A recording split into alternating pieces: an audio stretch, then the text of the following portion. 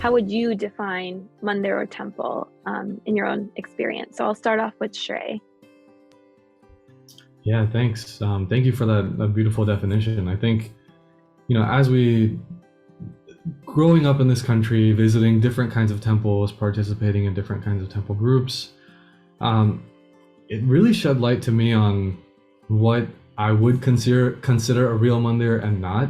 For example, I've been to mandirs where as soon as you finish doing darshan, they make you walk down a hall of fame that has a list of all the donors' names inscribed on the walls, and it really makes it feel like that external market place was brought into the mandir, right? A place that should just be devoid of materialism and avoiding kind of the keeping it from being money centered. And so seeing these kinds of mandirs, and it kind of shaped my interest or lack of interest in going to certain types of groups. And I think after visiting different kinds of mandirs, I've come down to what I think is my definition, and that is a mandir is a place that isn't confined to a specific place where there are specific gods, idols, but it's rather a place where people can sit together with one another regardless of their social background or caste, creed, gender,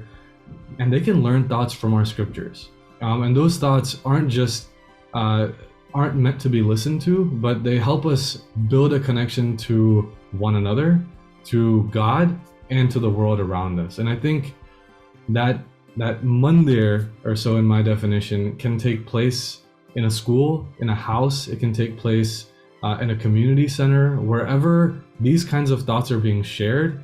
And there is the idea of keeping God at the center. Thank you, Shrey. Palika, do you want to share your thoughts with us as well?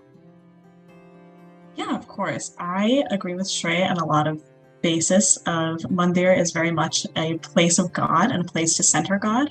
I also would say that it is a sociocultural hub as well, right? So I would consider it a place for, at least my place, what I consider a mandir is to be able to have maybe language learning, or being able to share, like-minded music, Carnatic music, right?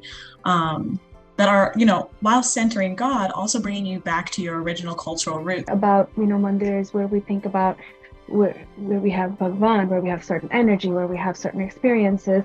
And I think when I say mandir, in my mind, can mean either the temple structure that I go to, or the little tiny mandir I have downstairs right outside my kitchen. So for me, mandir is a place of some form of worship, some form of focused attention and connection.